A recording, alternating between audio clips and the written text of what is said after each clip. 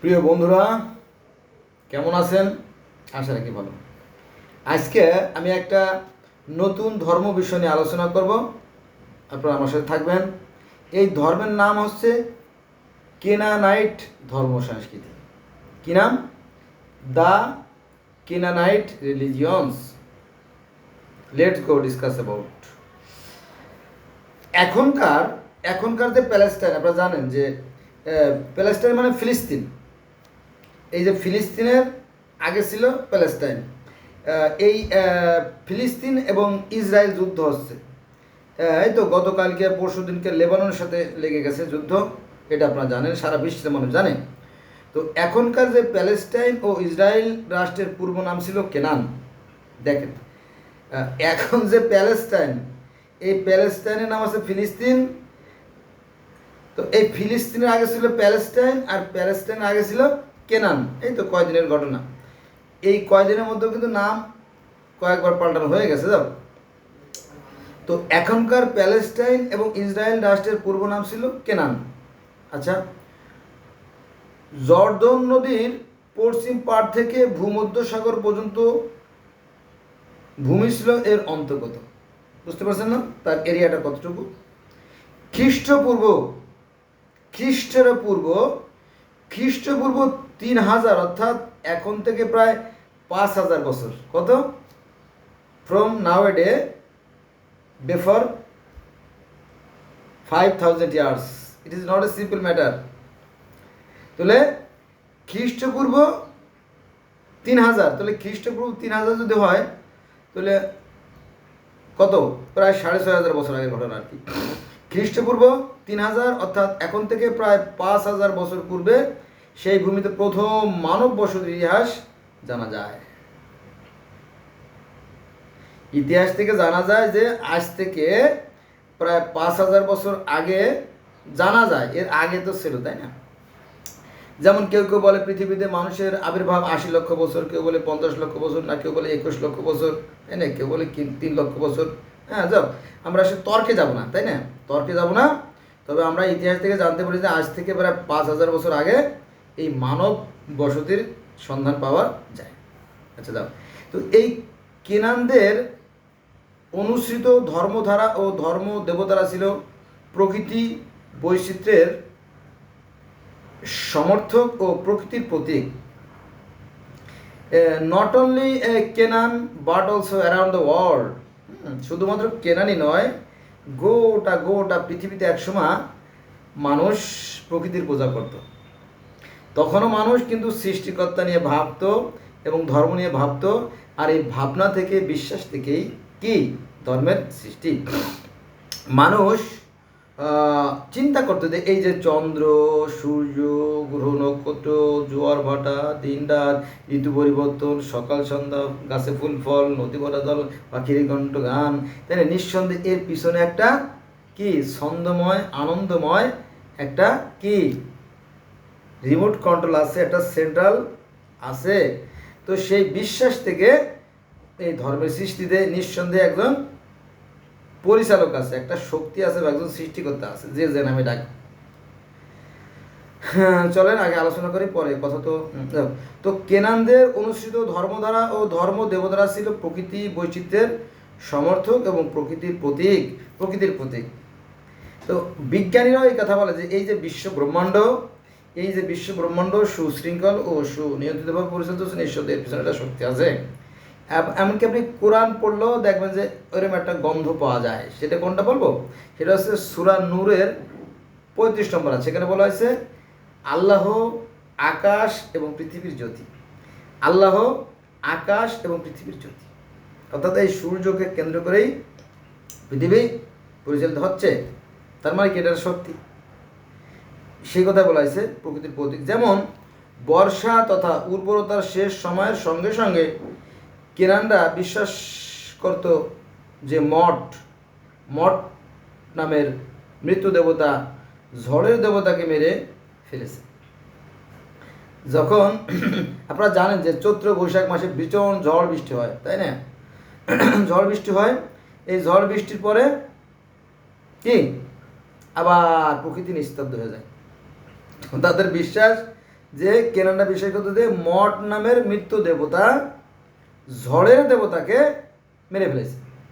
তো মৃত্যু দেবতা আবার মারে গেল, মৃত্যু যে দেবতা মারা গেছে, তাই না? না, এটা না। মৃত্যু দেবতা মানে মৃত্যু দেবতা বলতে যিনি মেরে ফেলান আর কি। তো এই ঝড়কে মেরে ফেলাইছে। ঝড়কে মারার পরে যেমন শীতকালে যেমন আমাদের দেশে কোনো ঝড় হয় না, এরকম যে বিষয়টা আর কি। তারা বিশ্বাস করতো যে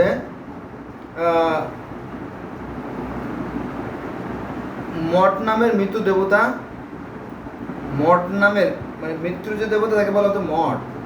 তো সেই মৃত্যুর দেবতা এই ঝড়ের দেবতাকে মেরে ফেলাইছে, জানেন তাই না? বৈশাখ দশে যেমন প্রচণ্ড ঝড় বৃষ্টি হয়, আজকেও এখনও বাইরে বৃষ্টি হচ্ছে, দেখা যাবে আবার একসময় এই বৃষ্টির কোনো নামমাত্রাও নাই, তাই না? আছে না? তো এরকম একটা বিশ্বাস ছিল এরকম থেকে। ইহুদিদের পবিত্র ধর্মগ্রন্থ তোরাহ থেকে জঘন্য প্রকৃতির ধর্ম অনুসরণের জন্য কেনানদের ধ্বংসের বিস্তৃত বর্ণনা রয়েছে। আপনারা যদি এই তোরা কিতাব দেখেন, তোরা কিতাব আমি পড়ছি, পৃথিবীর অসংখ্য ধর্মগ্রন্থ আমি পড়ছি, এটা কোনো কেরামতি না বন্ধুরা, আপনাদেরকে জ্ঞাতার্থে আপনাদের জানার জন্য বলতেছি, আর আপনাদের আমি জানাবো।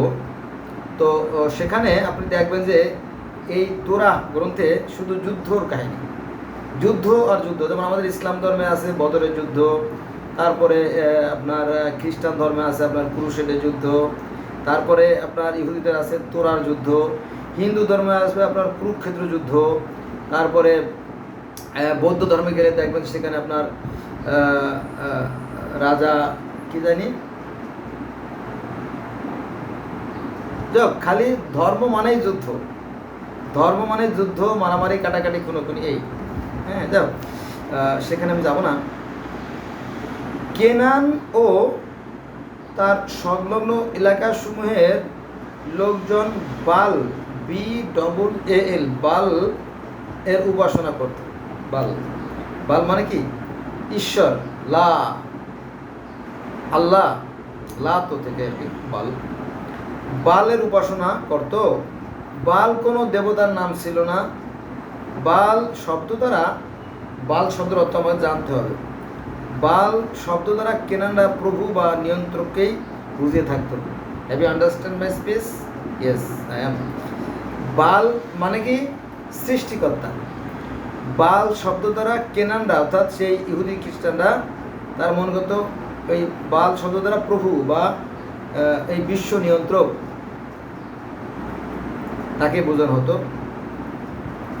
তবে সেই প্রভু বা নিয়ন্ত্রক কেন একক সত্তার ঈশ্বর বা দেবতাও ছিল না। বাল শব্দটির উদ্ভব হয়েছিল প্রাচীন হিব্রু ভাষা বাএল বা বাবেল শব্দ জানেন তাই না? হিব্রু ভাষা বাএল বাএল শব্দ থেকে, যার অর্থ হচ্ছে প্রভু। বাল শব্দের অর্থ কি? প্রভু। আর এই বাল শব্দের উৎপত্তি আছে বায়েল, তাই না? যেমন NO নো মানে কি না, আর KNOW নো মানে কি জানা, তাই না? এই নো আর নোর মধ্যে পার্থক্য আছে না? পার্থক্য আছে, এগুলো বুঝতে হবে আর কি, কিন্তু সবাই বুঝতে পারে না, ফলে দ্বিধাদ্বন্দ্বের সৃষ্টি হয়। যাক, তো বাল শব্দটির উদ্ভব হয়েছিল প্রাচীন হিব্রু ভাষা বাএল শব্দ থেকে, যার প্রকৃত অর্থ হচ্ছে প্রভু বা ঈশ্বর বা সৃষ্টিকর্তা বা আল্লাহ বা গড বা হরি বা নারায়ণ বা গোবিন্দ বা ঈশ্বর, অথবা আহুরা মাজদা, অথবা টিয়ান, অথবা ঈশ্বর ব্রহ্মা, অথবা অলমাইটি ক্রিয়েটর। মানে এত কথা বললাম কে জানেন? এক একজনে এক এক নামে বুঝে। তাহলে এই বাল অর্থ প্রভু বা লর্ড বা গড, লর্ড বা গড বা ঈশ্বর বা প্রভু।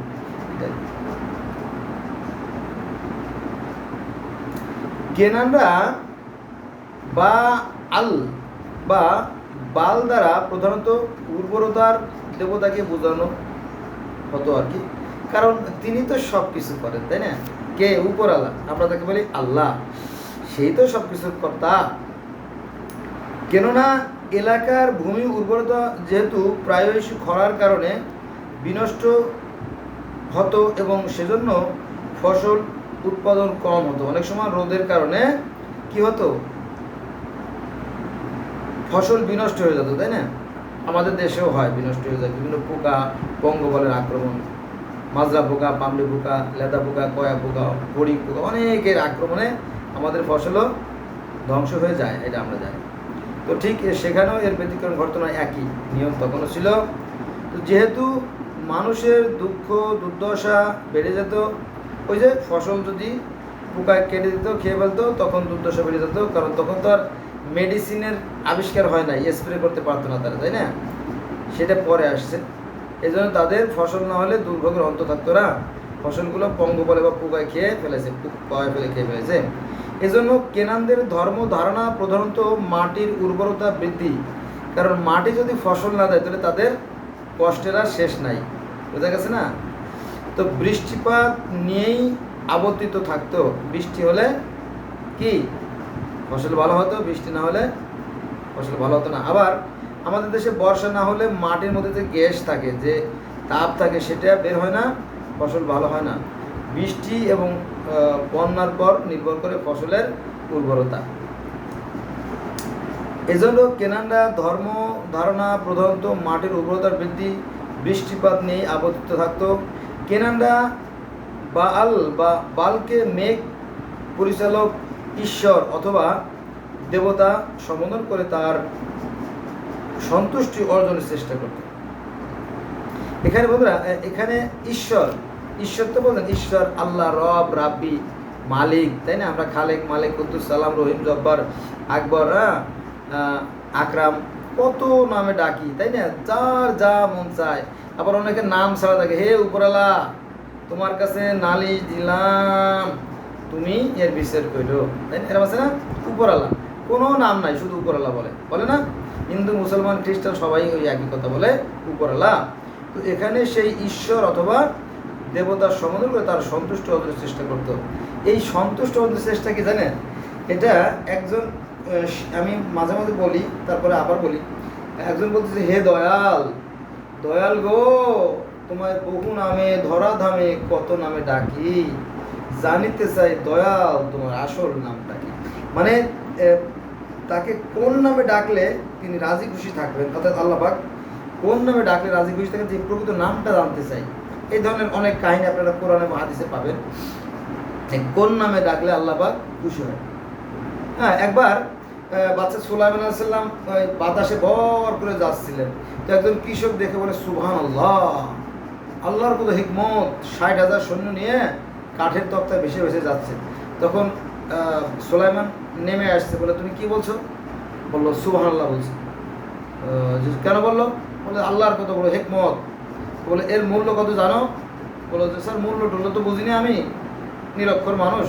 বলো যে, কেউ যদি খালেস নিতে একবার সুবহানাল্লাহ বলে, জান্নাতের মধ্যে তার মধ্যে এমন এক গাছ লাগানো হয়, যে গাছটার ছায়া অতিক্রম করতে একটা দ্রুতগামী ঘোড়ার 100 বছর বা 500 বছর সময় লাগে। সুবহানাল্লাহ, তাই এরকম দেখে। তো এই নামের মর্তবা, ওই যে হায় বড় পীর আব্দুল কাদের জিলানি, তোমার নামের গুণে আগুন হয়ে যায় পানি, আছে না? এই নামের গুণে অনেক কিছু হয়ে যায়। তো বন্ধুরা, ওই সেই একই সৃষ্টিকর্তাকে পৃথিবীর বিভিন্ন মানুষ বিভিন্ন নামে ডাকে। তো বালকে ওরা কি করত?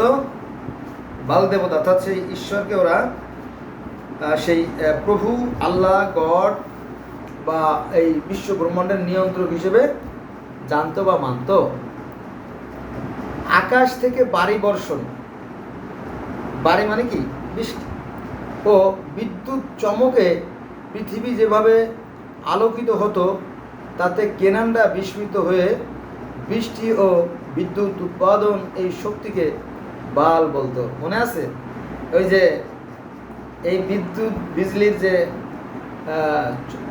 মানে যে ভয়ঙ্কর যে দিক, এই বিষয় নিয়ে কিন্তু কোরআনে আলোচনা আছে, কোরআনেও এই বিদ্যুতের কথা আলোচনা আছে, যদি আপনারা দেখতেন। যারা অন্ধ বধির তারা মনে করে একরকম, কিন্তু বাস্তবে ভিন্ন। এই বিষয় নিয়ে এই বিদ্যুতের প্রসঙ্গ আসছে।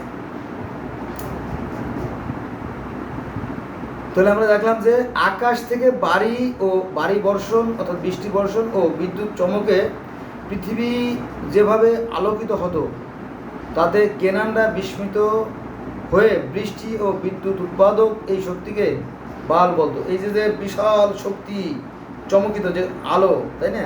দেখেন আমাদের পবিত্র কোরআন শরীফের সূরা নূরের 35 নম্বর আয়াতে কিন্তু এর কথা আছে, আল্লাহ হচ্ছে আকাশ এবং পৃথিবীর জ্যোতি। এটা জ্যোতি বলা হয়েছে। আর এখানে সেই বিদ্যুতের যে আলো, এটাও তো একটা জ্যোতি, জানেন কি? তাহলে কি মিলে যাচ্ছে না? একই কথা, যে মিতের মা সেই মা হিসাব, তাই না? বলে একজন বলতেছে তো ছোট বাচ্চা বোঝে না, তোমার নাক কই? নাক নাক দেখেন, নাক নাক এই যে নাক নাক কো, এই যে দুষ্টমতি করে ওইভাবে দেখায়, দুষ্টমতি করে। তো ওই ঘুরোই দেখানো আর এভাবে দেখাতে পারে, এই যেমন নাক, আবার এই যেমন নাক, এভাবে দেখানো যায়, তাই না?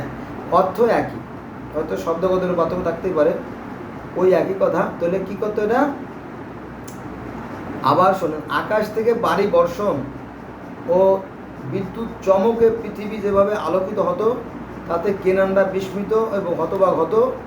বৃষ্টি ও বিদ্যুৎ উৎপাদক এই শক্তিকে তারা বাল বলতো। কারণ এই বিদ্যুৎ না চমকালে, বৃষ্টি না হলে ফসল হতো না, আর ফসল না হলে তাদের দুর্ভোগের অন্ত থাকতো না এবং অনেকে না খেয়ে মারা যেত।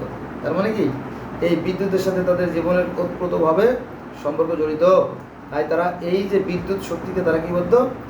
ঈশ্বর বলতো, বা আল্লাহ বলতো, বা বাল বলতো। আর আমরা কি বলি? আল্লাহ বলি, বাল বাল আল আল বাল আল্লাহ, তাই না? আল বাল আল্লাহ এরকম দেখতো। এটা কোথায় আছে? ওই যে আমি একবার বলছি যে সূরা নূরের 25 নম্বর আয়াতে বলা আছে আল্লাহ হচ্ছে আকাশ এবং পৃথিবী জ্যোতি। এই কথাই আছে কোরআনে। অনেকে অবশ্য কোরআন হাদিস না জানে মুসলমান, তারা গালি দেয় আমারে, কিচ্ছু হবে না, 5 পয়সার ক্ষতি হবে না, কারণ আমি মানুষের জন্য কষ্ট করি। এই যাও কোনো প্রসঙ্গে আসি। তাহলে অনুরূপভাবে যেমন বিদ্যুৎকে বাল বলতো, অনুরূপভাবে ইয়ারিককে চন্দ্র ও অগণিত তারকারাজি দেবতা গণ্য করত। ইয়ার্কিকে স্বর্গের আলো বলে সম্বোধন করা হতো। মানে এখানে কিন্তু আমরা চলে আসছি, মানে চন্দ্র দিয়ে তো আমরা অনেক গণনা করি, তাই না?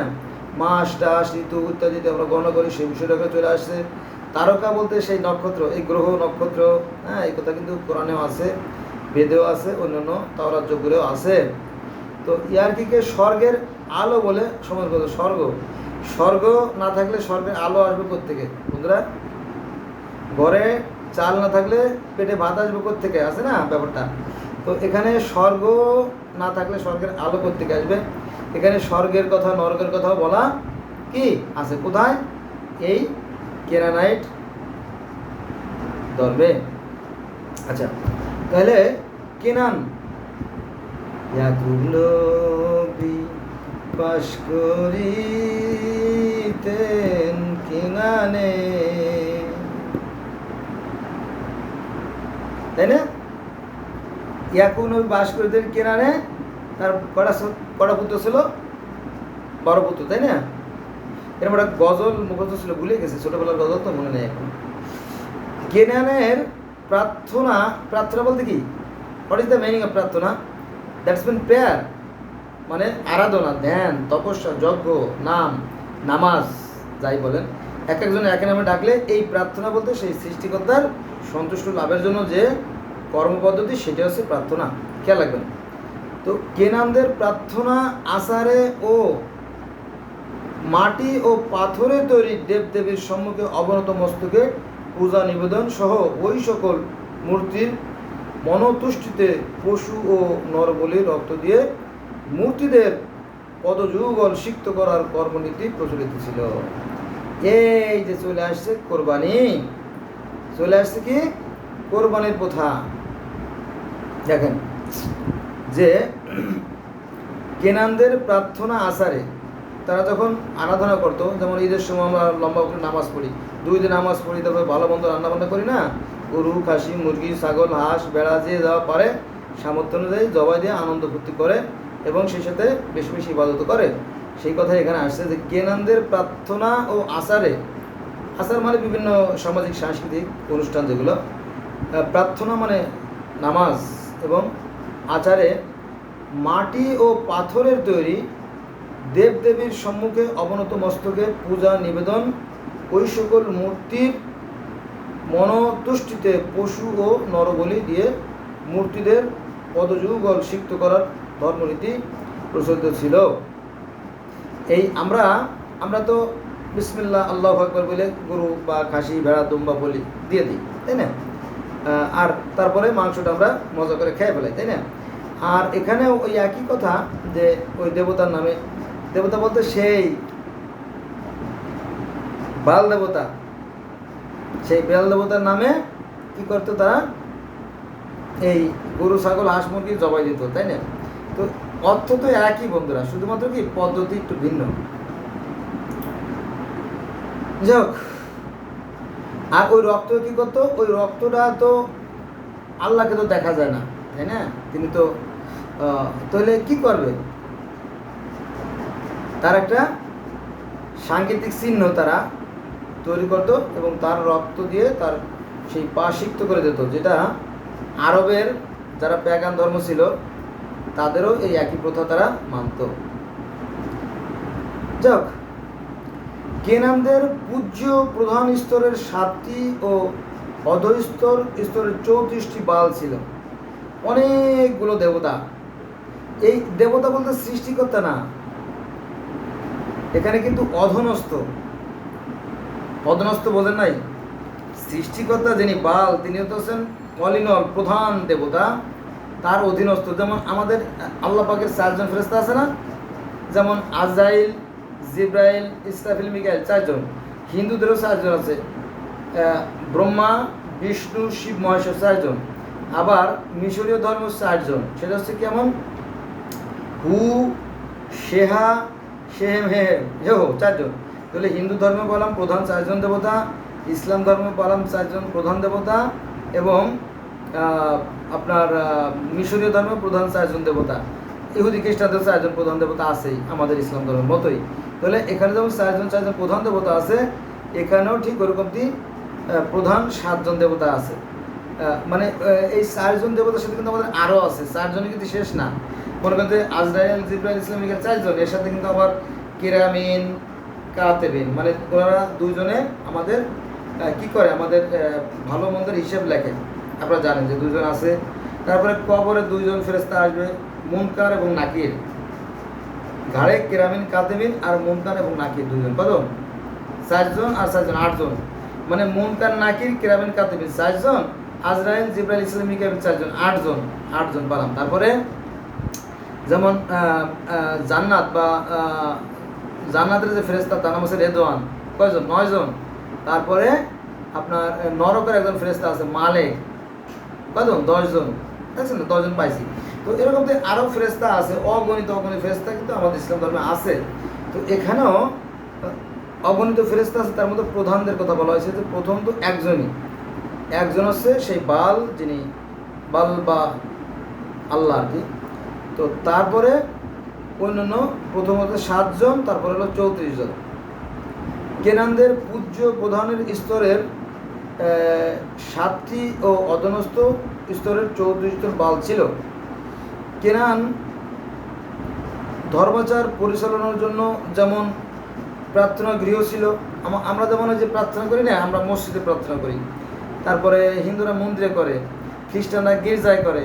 আর পার্সিয়ান ধর্মেরও কিন্তু মসজিদ আছে, তবে তাদের মসজিদের গম্বুজও আছে পার্সিয়ানদের, তবে তাদের মসজিদের দরজা 4টে আর আমাদের মসজিদের দরজা 1টা। এই যা পার্থক্য, মানে মূল কিন্তু এক, কিন্তু পরে এসে একটু ভিন্নতা, বুঝলেন না? মনে করেন এই কেটে পড় অনেক অনেক গেট আউট, তাই না? কেটে পড়, গেট আউট, অথবা এইভাবে বলি, হ্যাঁ, তা আছে না সাংকেতিক চিহ্ন আর কি। তো ওরমতে আর কি একজনে একভাবে ই করে। তো বাল ছিল কেনান ধর্মাচার পরিচালনার জন্য যেমন ওই যে প্রার্থনা গৃহ, মানে মসজিদ বা মন্দির, গির্জা যাই বলেন, প্রার্থনা গৃহ ছিল, তেমনিভাবে মন্দির কেন্দ্রিক একটি যাজক সম্প্রদায় কেনানদের ধর্মধারাকে ভীষণভাবে নিয়ন্ত্রণ করত। যেমন আমাদের আজকে এই যে আজকে আমি যে কথা বলতেছি না, আজকে হচ্ছে আপনার 30/9/2024 সোমবার, তাই না? বর্তমানে আমাদের বাংলাদেশের যে ধর্মগুরুরা সম্ভবত জামাত ইসলাম বা এই জাতীয় হেফাজত ইসলাম, তারা সরকার গঠনের জন্য উঠে পড়ে লেগছে। হ্যাঁ, যাই হোক, তো ওখানেও সেই যে কেনানে, এখানে সেই ধর্মীয় যে যাজক শ্রেণী, তাদের একটা বিশাল প্রভাব ছিল, চিরকালই ছিল। রাজাদের প্রভাব আর এই ধর্মগুরুদের প্রভাব ছিল। যাই হোক, কেনানরা ধর্মাচার পরিচালনার জন্য যেমন প্রার্থনা গৃহ ছিল, তেমনি মন্দির কেন্দ্রিক এক একজন যাজক সম্প্রদায় কেনানদের ধর্মধারাকে ভীষণভাবে নিয়ন্ত্রণ করত। বাইবেল তো জানেন, খ্রিস্টানদের যে ধর্মীয় গ্রন্থ, বাইবেলের আদি পুস্তক যাকে বলা হয় ওল্ড টেস্টামেন্ট অথবা জেনেসিস, তালমুদ, অনেক নাম আছে, অনেক ভাগ আছে। তো বাইবেলের আদি পুস্তকের বর্ণনায় কেনানদের ধর্মধারায় হাদিস পাওয়া, কি হাদিস, তার মানে কি ইহুদি খ্রিস্টানদের হাদিস আছে। বোঝা গেছে? অনেকে আমরা জানতাম না, আজকে জানলাম, তাই না? আমার একটা থ্যাংক ইউ দেবেন না, গালাগালি করবেন, এটা আপনার ইচ্ছে, সমস্যা নেই। তো কেনানদের ধর্মধারায় হাদিস পাওয়া গেলেও 1929 সালে প্রত্নতান্ত্রিক খননে এখনকার সিরিয়ার সমুদ্র উপকূল উগারিত অঞ্চলে কেনানদের বহু ঈশ্বর, পশু বলি ও নরবলিযুক্ত ধর্মধারার বিবরণ পাওয়া যায়।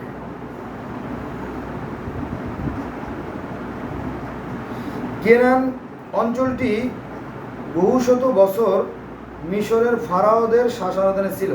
এই যে কেনান মানে ফিলিস্তিন বা প্যালেস্টাইন যেটা বলে আর কি, তো এটা বহুদিন ফেরাউনদের, ফারাও যে রাজা, তাদের শাসনাধীন ছিল। যখন বিশাল সাম্রাজ্য ছিল, 42টা প্রদেশ ছিল, 3500 বছর ধরে ফারাও রাজারা শাসন করতো। হ্যাঁ, প্রায় 300-400 মতো কি শাসকই ছিল। তার মধ্যে ফুকু, আখেনাতেন এবং আমেনরা, এই 3 জনের নাম বিশেষভাবে উল্লেখযোগ্য। আচ্ছা, যাক, তাহলে খ্রিস্টপূর্ব 12 শতকে ইসরায়েলিরা কেনান অঞ্চলে মিশর থেকে প্রবেশ করে। খেয়াল আছে? খ্রিস্টপূর্ব 12 শতকে ইসরায়েলরা কেনান অঞ্চলে মিশর থেকে প্রবেশ করে। খ্রিস্টপূর্ব 990 সালে ইসরায়েলিরা কেনানদের পরাজিত করে এবং 990 খ্রিস্টপূর্বাব্দে ইসরায়েলি রাজা কিং সলোমন বোঝেন নাই? সলোমন মানে আমরা মুসলমানরা যাকে সুলাইমান নবী বলি, বুঝছেন? তো এই যে সুলাইমান নবী, এই নবী ইহুদিদেরও নবী, সলোমন মানে বাদশাহ সলোমন, আর এই খ্রিস্টানদেরও নবী সুলাইমান, আর আমরা যারা মুসলমান আমাদেরও সুলাইমান নবী। এমনকি হিন্দুদের যে অবতার, একজন অবতার আছে, তার নাম হচ্ছে আপনার শিব বা মহাদেব। যে আপনারা বলবেন যে শালা তুমি নিশ্চয়ই গাঁজা খাইছো, এত সময় তোমার কথা ভালো লাগছিল, এখন আর ভালো লাগে নাই। একটু ধৈর্য ধরতে বন্ধুরা, ধৈর্যশীল আল্লাহ পাক থাকেন। তাহলে আমি কি বলছি যে 990 খ্রিস্টপূর্বাব্দে ইসরায়েলি রাজা কিং সলোমন কেনান অঞ্চলের সকল দেবদেবীর মূর্তি ও দেবালয় ভেঙে দেয়। এই সুলাইমান নবী কি করে? বাদশাহ সুলাইমান বা সলোমন নবী এই দেবদেবীকে ভেঙে ফেলে। তারপরে ইব্রাহিম নবীর কথা জানেন না, তিনিও ভেঙে ফেলে। তো এই সুলাইমান নবীর কথাও সনাতন ধর্মে আছে, ইহুদি ধর্মে আছে, খ্রিস্টান ধর্মে, ইসলাম ধর্মে আছে। আবার ইব্রাহিম নবীর কথাও হিন্দু ধর্মে আছে, ইহুদ ধর্মে আছে, খ্রিস্টান ধর্মে, ইসলাম ধর্মে আছে। সেটা কিভাবে বলি শোনেন। এই যে সলেমান, এই সলেমান তিনি জীবজন্তুর ভাষা বুঝতেন, জানেন না? আমাদের সলেমান বাদশাহ সুলাইমান পৃথিবীর সমস্ত জীবজন্তুর ভাষা বুঝতেন এবং তাদেরকে নিয়ে তিনি কি কথা বলতেন, তাদের বিচার আচার করতেন। এটা আমাদের ইসলাম ধর্মে আছে, কোরআনে আছে, খোদ কোরআনে আছে। একবার সুলাইমান রওনা দিলেন, প্রতিমধ্যে পিঁপড়েরা বলা বলি কিন্তু এই পিঁপড়ের দল তাড়াতাড়ি তোমরা গর্তে ঢুকো, সুলাইমানের সৈন্যবাহিনী কি রওনা দিছে। তখন সুলাইমান তাদের সাথে কথা বলে, এই পিঁপড়েরা, আমি অন্য নবীদের মতো নই, আমি তোমাদের সবার ভাষা বুঝি, তোমরা নিরাপদে যাও, তারপরে আমি তোমাদের দিকে রওনা হবো। এরকম কথা কোরআন হাদিসে আছে। এই একই কথা সনাতন হিন্দু ধর্মে আছে যে যিনি শিব ছিল, যিনি মহাদেব, দেখবেন মহাদেবকে আপনারা চিনবেন না, যারা মুসলমান তারা চিনবেন না, কারণ মুসলমানদের মাথায় ম্যাটেরিয়ালস কম, ব্রেন কম, তারা অন্ধ কুয়ার মতো পড়ে আছে। তারা জগৎ সম্বন্ধে অজ্ঞাবহল নয়, মানে তারা জ্ঞাত নয়, জানা নাই। তো এই যে সুলাইমানের কথা হিন্দু ধর্মে আছে, সেটা কি দেখবেন যে শিবের গলায় সাপ ঝুলানো, সাপ আছে না, দেখবেন সাপ থাকে সুলাইমানের গলায়, সাপ থাকে। তারপরে তার শরীরে থাকে সিংহের চামড়া, শরীরে হরিণের চামড়া, পরনে সিংহের চামড়া। তারপরে তার চারপাশে যত জীবজন্তু, গরু, ছাগল, তারপরে আপনার বাঘ, সিংহ, হায়না, যত বনের যত জন্তু আছে সব এইভাবে ঘিরে তারা পূজা করে। কিন্তু তো তাঁতিবাজার, ঢাকার তাঁতিবাজারে অনেক আগে 2013 সালের ঘটনা। তা আমি একবার গেলাম মার্কেটিংয়ে, ওখানে গেলাম, দেখলাম পূজা, মোড়ে মোড়ে ঘন ঘন পূজা। তো একটা বাচ্চা ছেলে তার বাবার বলছে, বাবা এই দেবতা কি খামারি? বলো হ্যাঁ বাবা, খামারের মতোই। খামারিরা যেমন জীবজন্তু লালন পালন করে, উনিও এরকম ওদের নিয়ে উনি চারণ করেন, মানে ওদের নিয়ে উনি কাজ করেন, ওদের ভাষা উনি বোঝেন, ওনাদের বিচার আচার যত কার্যকলাপ সবগুলো উনি নিয়ন্ত্রণ করেন। ও তাই, তার মানে কি এই শিব বা মহাদেব সমস্ত জীবজন্তুর ভাষা বুঝতো। এ কথা যেমন সনাতন হিন্দু ধর্মে আছে, ঠিক সেরকমটি আমাদের ইসলাম ধর্মে আছে যে সুলাইমান পৃথিবীর সমস্ত জীবজন্তুর ভাষা বুঝতেন এবং তাদের বিচার করতেন, সে কথা আছে, কোরআনে আছে, হাদিসে যা দরকার নেই। তারপরে এই এখানে যা আছে সেটা কি ইহুদি ধর্মে আছে, খ্রিস্টান ধর্মে আছে। আর আপনারা কোথায় পেলেন? এই যে কেনানের যে ধর্ম, এটা কি কেনানাইট ধর্ম, সেখানে আমরা কি ওই একই বিষয় পেয়ে গেলাম। বোঝা গেছে বিষয়টা এই আর কি। তো হিতাহিত না জানিয়া মর অহংকারে নিজে বড় হতে চায়, ছোট বড়ি তার। এই আমাদের মধ্যে একটা হিংসা প্রবৃত্তি আছে, এটা কিন্তু না। এখানে সেই অদৃশ্যের যিনি দেবতা, বাল দেবতা, সে অদৃশ্য দেবতাকে তারা মানে, এবং সেই অদৃশ্য দেবতার আরও কিছু প্রতিনিধি আছে, যেমন আল্লাহর নূর থেকে 4 জন ফেরেশতা তৈরি, তো সেই 4 জন ফেরেশতা থেকে আরও ফেরেশতা তৈরি, তাই না? তাহলে কয়জন? আজরাইল, জিব্রাইল, ইসরাফিল, মিকাইল, 4 জন হচ্ছে আমাদের আল্লাহর আশেপাশে থাকে 4 জন। তারপরে আমাদের মানুষের কাঁধে থাকে কি কেরামিন কাতেমিন 2 জন থাকে, আর কবরে মুনকার নাকির থাকবে। তারপরে কি ওই যে জান্নাতের রেদওয়ান ফেরেশতা আর নরকের মালিক ফেরেশতা, এরকম আরও অনেক ফেরেশতা আছে, যে ফেরেশতার কথা আমার আজ মনে নাই। বোঝা গেছে এই আর কি। তো বিষয়টা হচ্ছে এক দেশের গালি আর এক দেশের বুলি, মৌলিক যে বিষয়গুলো আছে তারপরে তো আপনারা জানলেন, তাই যে নামাজ, তারপরে তাদের যে মসজিদ ইত্যাদি ইত্যাদি। এই সুলেমানকেই ইহুদি খ্রিস্টানরা বলে ডেভিড সুলেমান, অর্থাৎ বাদশাহ সুলেমান, আর আমরা মুসলমানও বলি সুলেমান নবী, আর হিন্দুরা বলে কি মহাদেব। যদি আপনি দেখতেন, আমার সাথে থাকবেন, আমি আপনাদেরকে আরও পৃথিবীর বিভিন্ন ধর্ম সম্বন্ধে জানানোর চেষ্টা করবো। ধন্যবাদ সবাইকে, ভালো থাকবেন আর আমার জন্য দোয়া করবেন। আল্লাহ হাফিজ।